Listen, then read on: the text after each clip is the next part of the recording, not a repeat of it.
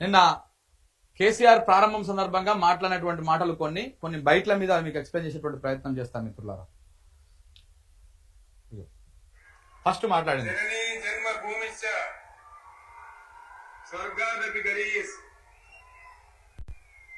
శ్రీరామచంద్రుడు లంక మీద యుద్ధం చేసి రావణ సంహారం చేసి అయోధ్యకు తిరిగి రావాలి అనేటువంటి ఆలోచనలో ఉన్నప్పుడు రాముల వారి సోదరుడు లక్ష్మణ్ సహా ఆయన వెంట ఉన్న చాలా మంది పెద్దలు లంక చాలా సువర్ణమయంగా ఉంది, అద్భుతంగా ఉంది, మనకి అయోధ్యకు ఎందుకు ఇక్కడి నుంచే పరిపాలన చేద్దామని అంటారు. దానికి శ్రీరామచంద్రుల వారు ఒప్పుకోలేదు.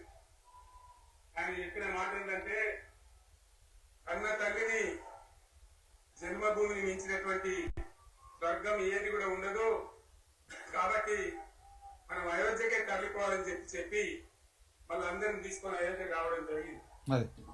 అదే స్ఫూర్తితోని చాలా గందరగోళ స్థితిలో ఉన్నటువంటి, దిక్కు తోటని స్థితిలో ఉన్నటువంటి, ఆత్మహత్యలకు ఆలవారమైనటువంటి, వలసలకు నిలయమైనటువంటి ఘోరమైన ఆపదలో వలసవాదుల విషకవిలో చిక్కి నలిగిపోతున్న తెలంగాణ రాష్ట్రాన్ని ఎట్టి పరిస్థితుల్లో విముక్తి చేయాలని, స్వరాష్ట్రం సాధించాలని, జనని జన్మభూమిని మించిన వేరేది లేదని చెప్పి నేను ఒక్కడిగా బయలుదేరి ఆనాడు తెలంగాణ ఉద్యమానికి శ్రీకారం చుట్టడం జరిగింది. తెలంగాణ ఉద్యమానికి ఎట్లా శ్రీకారం చుట్టారు ఏంటి అనేది ఫస్ట్ ప్రారంభోపన్యాస సందర్భంగా మాట్లాడినటువంటి మాటలు. దీనికంటే ముందు కేసీఆర్ గారు కూర్చొని నిన్న మన పహల్గాము దాడులు జరిగినాయి కదా, ఆ దాడులలో 26 మందిని ఉగ్రవాదులు పొట్టన పెట్టుకున్నారు కదా, ఆ పొట్టన పెట్టుకున్న సందర్భంగా వారికి నివాళులు అర్పించారు. ఫస్ట్ అంటే మౌనం పాటించారు. కాశ్మీర్ లో మన దేశం యొక్క అమాయకులైనటువంటి 28 మంది బిడ్డలను టెర్రరిస్ట్ ముష్కరులు దారుణంగా బలిపిస్తున్నారు. కాబట్టి మనం ఇంత పెద్ద సభ జరుపుకునే ఈ సందర్భంలో అందరి కూడా ప్రార్థన గోల బంద్ చేసి ఒక్క నిమిషం కాశ్మీర్ లో బలి అయిపోయినటువంటి ఆ సోదరుల కోసం మనం నివాళి అర్పించుదాం, మౌనం పాటించుదాం. ఎక్కడి వాళ్ళు అక్కడనే దయచేసి మౌనంగా ఉండాలని విజ్ఞప్తి. ఇట్లా మౌనం పాటించారు. మౌనం పాటించిన తర్వాత ఆనాడైనా ఏనాడైనా ఈవెన్ ఈనాడైనా తెలంగాణకు విలన్ నంబర్ 1 కాంగ్రెస్ పార్టీ అని మనం చేస్తా ఉన్నా. మనందరికీ కూడా తెలిసిన విషయం అది. సో ఇంతసేపు చెప్పుకున్నాం కదా మనం, తెలంగాణకు నెంబర్ 1 విలన్ కాంగ్రెస్ పార్టీ అని చెప్పేసి ఆయన అందులో చెప్పడం జరిగింది. ఇక ఇంకా చాలా అంశాలు మాట్లాడారు. సూర్యుని ఒక రాజు ఉండే, ఆయన కాలంలో రెవెన్యూ సంస్కరణలు తెచ్చినారు. నేను చెప్పే మాట మంచి వినాలి మీరు.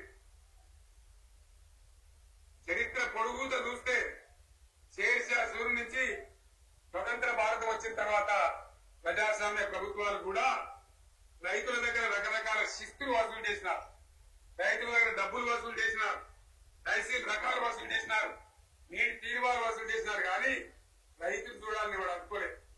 భారతదేశంలో ఎక్కడ కూడా లేని స్కీమ్, నన్ను ఎవరు అడగలే, ఎలక్షన్లలో చెప్పలే. నాకు నేరుగా ఆలోచించి, ప్రభుత్వమే ఆలోచించి రైతు బంధు పథకాన్ని తెచ్చినాం. చాలా బ్రహ్మాండంగా రైతు బంధు పథకాన్ని అమలు చేసినాం. అయితే రైతు బంధు గురించి మాట్లాడుతూ రైతు బంధు పథకం ఎట్లొచ్చింది, గత ప్రభుత్వాలు ఏం చేసినాయి, తెలంగాణ రాష్ట్రమే కాదు దేశ స్వతంత్రానికి ముందు కూడా రాజుల కాలం నుంచి స్వతంత్రం వచ్చిన తర్వాత ప్రజాస్వామ్య ప్రభుత్వాల కాలం నుంచి మొదలు పెడితే మొన్నటిదాకా కూడా రైతుల నుంచి పన్నులు వసూలు చేసినటువంటి ప్రభుత్వాలు ఉన్నాయి, రాజ్యాలు ఉన్నాయి, రాజులు ఉన్నారు, అధికారం చెలాల్సినటువంటి పాలకులు ఉన్నారు. కానీ రైతులకు ఇచ్చినటువంటి పాలకులు ఎవరు లేరు. రకరకాల శిస్తుల పేరుతోటి రైతుల నుంచి నగదు రూపంలో డబ్బులు వసూలు చేసుకొని పన్నుల రూపంలో వసూలు చేసుకున్నారు తప్ప ఎవరు కూడా రైతులకు ఇవ్వలేదు. కానీ మేము రైతు బంధు అనేటువంటి స్కీమును తీసుకొచ్చి రైతులకు సాయం చేసేటువంటి కార్యక్రమం చేసినాము. ఆ రైతు బంధును విజయవంతంగా మేము నడిపించినాము. ఈ రైతు బంధు విషయంలో కాంగ్రెస్ పార్టీ ప్రజలను రైతులను తప్పుదో పట్టించింది. కేసీఆర్ 10,000 ఇస్తున్నాడు ఎకరానికి, మేము అధికారంలోకి వస్తే 15,000 ఇస్తామని చెప్పేసి చెప్పిర్రు.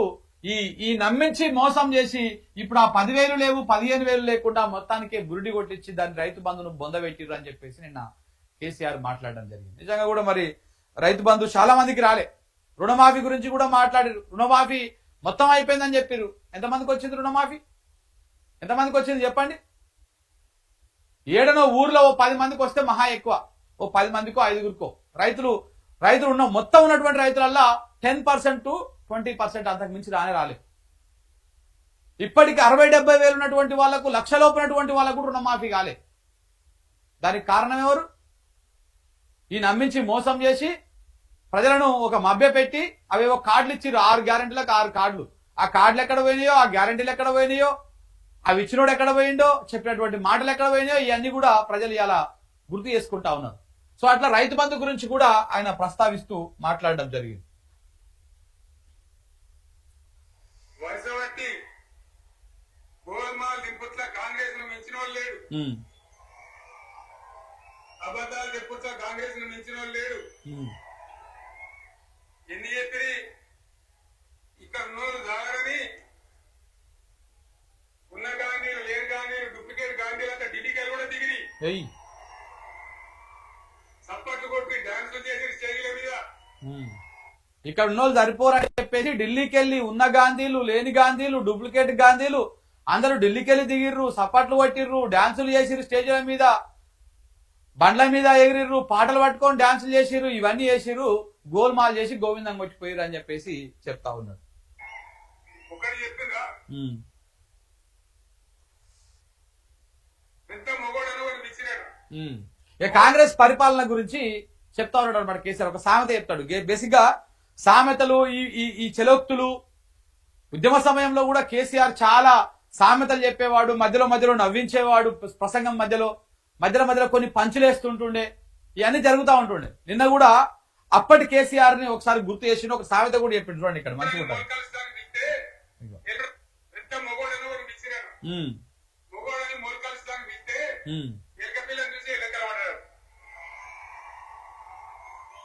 మా అంత సిపాయి లేరు, నేను తెచ్చి అవుతాం, 6 సందమామలు పెడతాం, 7 సూర్యులు పెడతాం అని నమ్మబలికి ప్రజలను దగా చేసి మంచిగా తెలంగాణ నాగం పట్టించి ఓట్లు వేయించుకొని ప్రజలను మోసం చేసేందుకు దగా చేసింది. ఈ మాట నిజం, మీ అందరికి తెలుసు. అయితే ఏం సామెత అది? ఊర్లో ఒక ఆయన ఓ మొగాయనను పిలిచిరంట. మొలకలుకు తందుకు అంటే మనకు ఊర్లలో వ్యవసాయం చేస్తూ ఉంటే వాళ్ళకి బాగా తెలుస్తుంది. ఫస్ట్ మనం తూకం పోస్తాం కదా, వరికి తూకం పోస్తాం కదా, ఆ తూకం పోసే కంటే ముందు వడ్లని ఒక గోనె బస్తాలు కట్టేసి నీళ్ళల్లో వేస్తారు. వడ్లను ఒక గోనె బస్తాలు కట్టి నీళ్ళల్లో వేస్తారు. ఆ నీళ్ళల్లో ఒక 24 hours అట్లా పైన ఉంచి బాగా నానిందాక ఉంచి ఆ నీళ్ళ నుంచి బస్తాను తీసి బయటేసి దాని మీద వరిగడ్డి వేస్తారు. లేకపోతే కొంతమంది రకరకాల పొట్టు లాంటివి పోస్తారు, అంటే ఉబ్బరం వచ్చేటట్టుగా వరిగడ్డి పోసి అది ఆ వడ్లు, ఆ బస్తాలు ఉన్నటువంటి వడ్లన్నీ మొలకెత్తుతాయి. మొలకెత్తిన తర్వాత ఆ వడ్లన్నీ మళ్ళీ ఆ బస్తాలకి వెళ్ళి తీసి, ఆ మొలకెత్తిని తీసి నీట్ గా దాన్ని ఎల్పి వేసి సాగు చేసేటటువంటి మడిలో ఇట్లా చల్తారనమాట. ఇట్లా చల్లితే అది మొలక అలికినట్టు అనమాట. అయితే ఊర్లో ఒక మొగాయనని, పెద్ద పోటు మొగాయనని మొలకలకు పిలిస్తే ఆ మొలకలకే సందర్భంగా ఆడొచ్చిన ఎల్కను చూసి ఎల్లెల్కల వాడాడంట. సేమ్ అట్లనే వీళ్ళు పెద్ద మూతవారు లెక్క కాంగ్రెస్ వాళ్ళు, మేము రకరకాల హామీలు ఇచ్చేసి మేము తెలంగాణ రాష్ట్రాన్ని కేసీఆర్ కంటే అద్భుతంగా పరిపాలన చేస్తాము, ప్రజలకు కేసీఆర్ ఇచ్చిన దానికంటే అద్భుతంగా ఇంకా మేము ఫలాలను అందిస్తాము, ఇవన్నీ చెప్పి కేసీఆర్ కంటే మంచిగా చేస్తామని చెప్పినటువంటి ఈ మొగోళ్ళు కాంగ్రెస్ వాళ్ళు ఈ ఎల్కల్ అధికారంలోకి రాగానే ఎల్కలు చూసి ఆయన ఎల్లెల్కల పడ్డట్టు ఇలా అధికారంలోకి వచ్చినాక ఉన్నాయన్ని ఎగ్గొట్టేసి ఎల్లెల్కల పడుకున్నారు, ఎల్లెల్కల పడ్డారు అని చెప్పేసి కేసీఆర్ ఒక సామెత రూపంలో ఎక్స్ప్లెయిన్ చేసింది నిన్న. నిజంగా కూడా మరి అది వాస్తవమే అనిపిస్తున్నది. ఓ పెద్ద కాంగ్రెస్ ఎన్నికలకు ముందు కాంగ్రెస్ వాళ్ళని చూసి పెద్ద పెద్ద సిపాయిలు వీళ్ళు అద్భుతంగా చేస్తారని చెప్పేసి అనుకున్నారు. ఇక ఈ సందర్భంగా నిన్న కేసీఆర్ కూడా మాట్లాడడం జరిగింది. ఆయన బట్టి విక్రమార్క గారు TV9 లో కూర్చొని సార్ మరి మీరు చెప్పే 6 గ్యారంటీలు 420 హామీలు ఇవన్నీ కలుపుకుంటే రాష్ట్ర బడ్జెట్ ను మించిపోవడమే కాదు 3 ఎక్కువ అవుతుంది రాష్ట్ర బడ్జెట్ కు పైసలు ఎట్లా చేస్తారు ఏడికెళ్ళి ఇస్తారు అని చెప్పేసి ఒక చదువుకున్నటువంటి విద్యార్థి ఒక జ్ఞానవంతుడు అడిగితే మన బట్టి గారు ఇప్పుడు ఆర్థిక శాఖ మంత్రి గారు అప్పుడు కాంగ్రెస్ కీలక నాయకులు లెక్క ఉండి అప్పుడు ఏం మాట్లాడిన ఆయన దోతి కట్టుకొని పంచ కట్టుకొని అద్భుతంగా ఏం ప్రసంగాలు ఇచ్చింది TV9 లో మాకు కాంగ్రెస్ పార్టీకి వనరులు సృష్టించడము అనుభవం ఉంది మీ స్వతంత్రం తెచ్చిన పార్టీ మాది మాకు వనరులు సృష్టించడం గాని వనరులని వాడుకోవడం గాని మాకు బాగా తెలుసు అని చెప్పేసి ఆయన మాట్లాడడం జరిగింది మాకు ఏమీ కష్టం కాదు 6 గ్యారంటీలను 420 హామీలను 3 పువ్వులు 6 కాయల లెక్క మేము అద్భుతంగా పరిపాలన చేస్తాము అన్ని ఇచ్చిన హామీలు ప్రతి ఒక్కటి నెరవేరుస్తాము అని చెప్పేసి ఆయన చెప్పడం జరిగింది నిజంగానే ప్రజలు కూడా నమ్మిరు అరే గిద్ద గట్టిగా చెప్తున్నారు కాంగ్రెస్ పార్టీ అంటే మరి నిజంగానే పాత పార్టీ ఎప్పటి నుంచో ఇందిరమ్మ నుంచి అంతకుముందు రాజీవ్ గాంధీ నుంచి తెలిసిన పార్టీనా నిజంగానే ఇస్తారు కావచ్చు అని చెప్పేసి ప్రజలు కూడా నమ్మిరు ఇగో మొలకల్కిన మొగాయన సంగతి లెక్క ఈ కాంగ్రెస్ వాళ్ళు ఇంకా ఎలుకను చూసి కింద పడ్డట్టు వీళ్ళు అధికారంలోకి వచ్చినాక ఎలుకలేసి అప్పు పుడతలేదు మాకు పసలే లేవు గల్ల పెట్టేంత ఖాళీగా ఉంది ఖాళీ కుండలే ఉన్నాయి లంకె బిందెలు లేవు ఖాళీ కుండలే ఉన్నాయి జీతాలు ఇవ్వలేకపోతున్నాము ఇవన్నీ అధికారంలోకి వచ్చినాక చెప్తున్నటువంటి ముచ్చట్లు అప్పుడు చెప్పిందేమో ఒకటి ఇప్పుడు చెప్పేదేమో ఒకటి